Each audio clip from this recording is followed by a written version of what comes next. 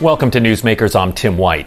Another week, another round of headlines on the Washington Bridge crisis. This week, a visit by the U.S. Transportation Secretary Pete Buttigieg toured the now-closed bridge just days after the McKee administration announced it needs to be rebuilt, an announcement that means at least 2 years of continued headaches for motorists.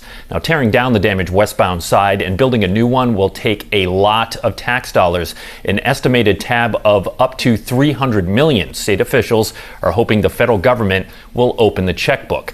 This week on Newsmakers, my colleague Ted Nesi got an exclusive one-on-one interview with Buttigieg, where Ted pressed him on that very issue. But first, 12 News reporter Sheena Lasciuto has an up-close look at the Secretary's walking tour of the westbound Washington Bridge. Governor, how are you? Really good today. Thank you so much for having me here. Thanks for lining up for sunshine. I heard you had a good breakfast this morning. You sure did, yeah. Following a one-on-one meeting with East Providence Mayor Bob DeSilva, we went to Francesca's on Broadway.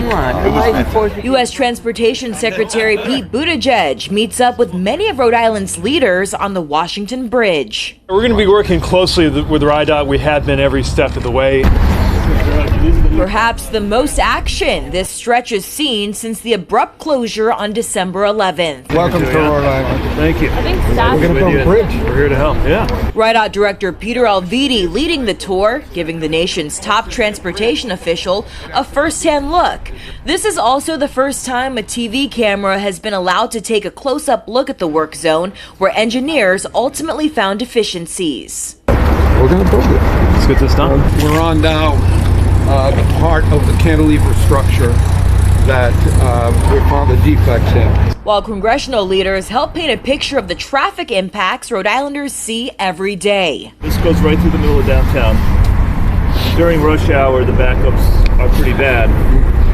We've got 3 hospitals in Providence with emergency rooms all on that side. But seriously, thank you so much for coming around. And as the tour comes to an end, the westbound side of the bridge returns to the state we've all become familiar with, a ghost town. And he was very receptive to the way that we're going to move forward with it. And I'm sure we'll be having more and more discussions about the funding, which is the next most important topic on this, right?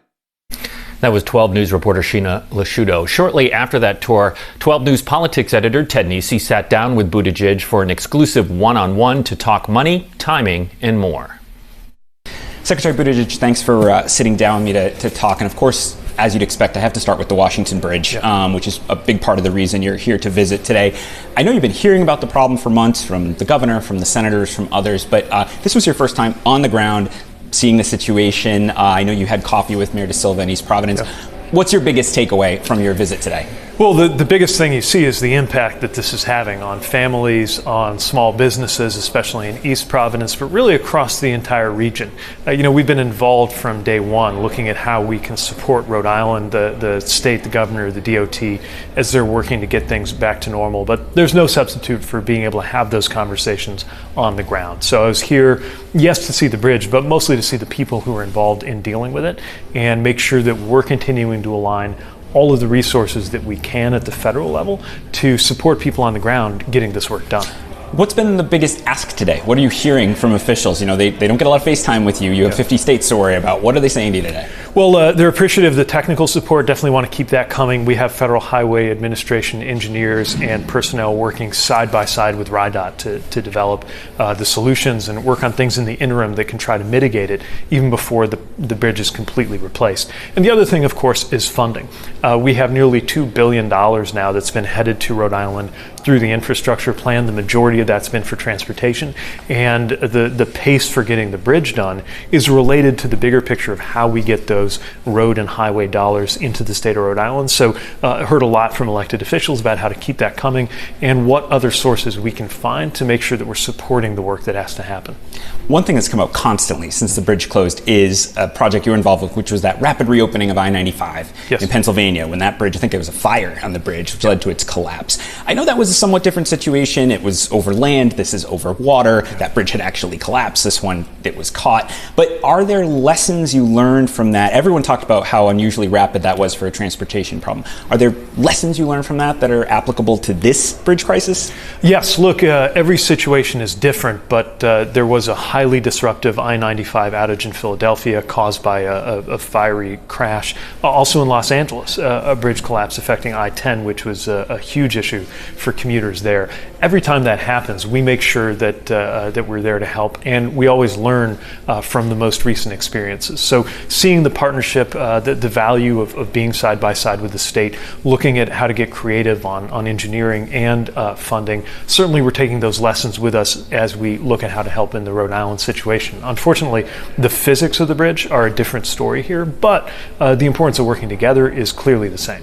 2026 is the target announced last week to reopen the bridge. Does that sound doable to you?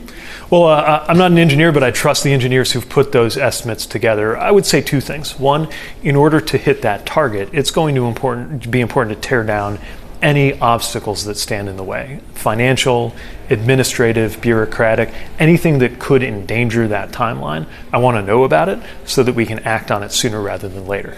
The other thing is it shouldn't take 2 years to get some kind of relief. So one thing that I know is being worked on right now is a way to reconfigure the lanes, to have it be 3 lanes each way instead of 2, take some of the pressure off. That's not the same as having the bridge done, but that's something that can be done in a matter of weeks rather than 2 years, and could bring some measure of relief to people who count on that bridge every day and just don't have a good alternative. There's a lot of alarm among state lawmakers about the cost of this. You've alluded to that. Historically, we look at most projects as an 80-20 split, where the feds pick up 80% and the state kicks in 20%. I realize this is a complex project. You can't say today what the funding will be, but lawmakers looking for any guidance. Is that how they should be thinking about where the cost of this might land from your experience with other projects? I can't predict the final mix, but what I can say is it's clear that in order to get a project of this size and scale done, it's no question that the bulk of it will have to be done with federal funds. We're continuing to work on how best to wire that up, including, when we fund another bridge or another project, like we're doing with the Pell Bridge right now, how that can free up other funds, maybe federal, maybe not, that the state can then program for this project that obviously has made its way to the front of the line. So we'll continue working on that and doing everything we can to be supportive. Covering these transportation projects over the years, often there's an application project for this project. The old version of this project won a build grant. Yeah. They have to apply to your department. It takes time to have the reviews. Eventually you announce it.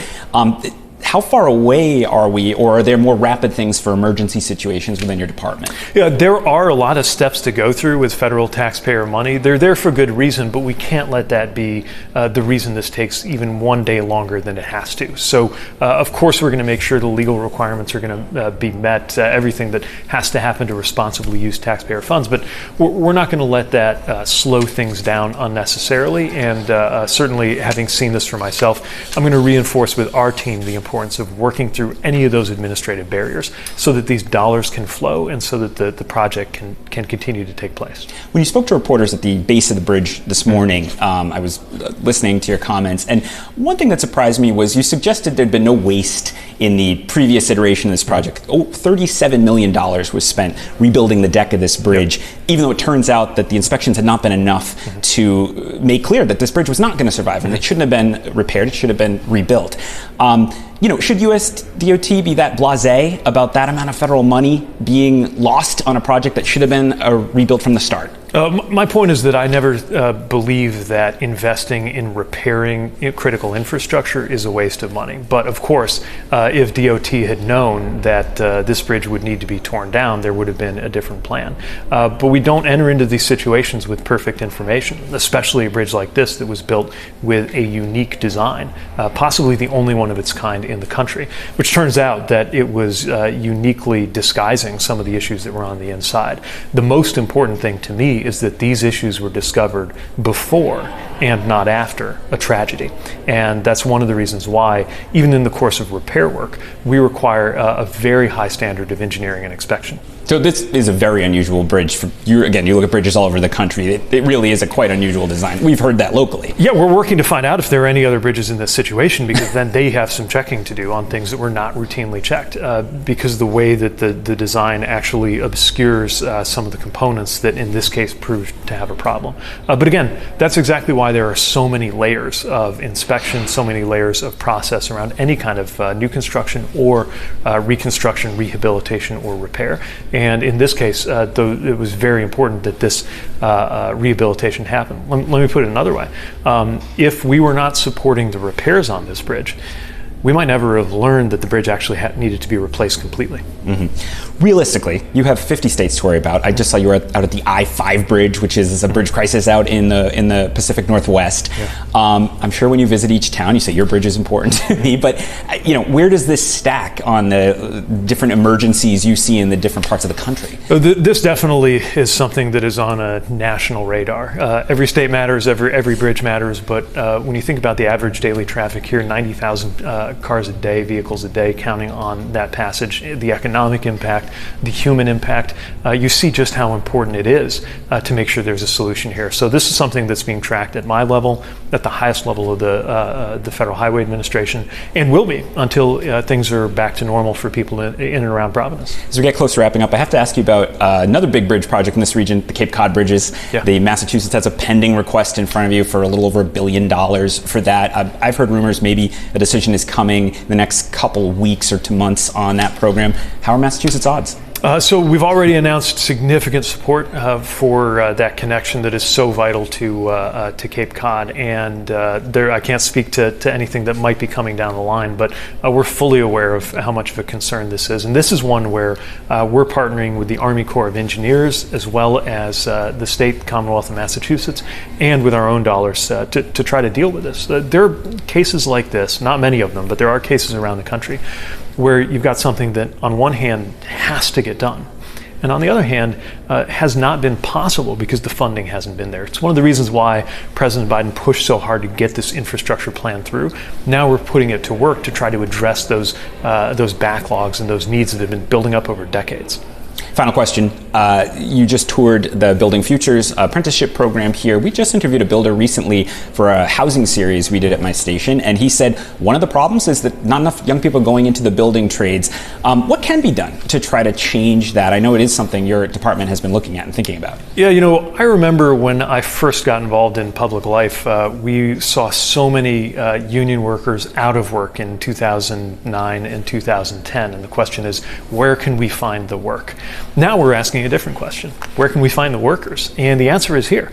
There are so many good-paying union jobs being created. We need to pick up the pace on workforce readiness and continue working with the building trades unions, programs like this, pre-apprenticeships as well as apprenticeships to get people ready. We know that America has the talent to get these jobs done, but that talent has not always been linked to the opportunity. That's why it's so inspiring to talk to these graduates of the pre-apprenticeship program, some of whom have a family background in the trades, some of whom had never heard of it. I talked to one guy who was an Uber driver, and one of the guys he was giving a ride to explained this opportunity, and then he signed up. Someone who's just out of incarceration, somebody who's just out of art school, so many different people whose backgrounds have led them to the opportunity to have a good paying job, a stable life, food on the table, a home for their family. And that's really what this infrastructure decade is all about. Secretary Buttigieg, thanks for taking time to sit down with me. Thank you.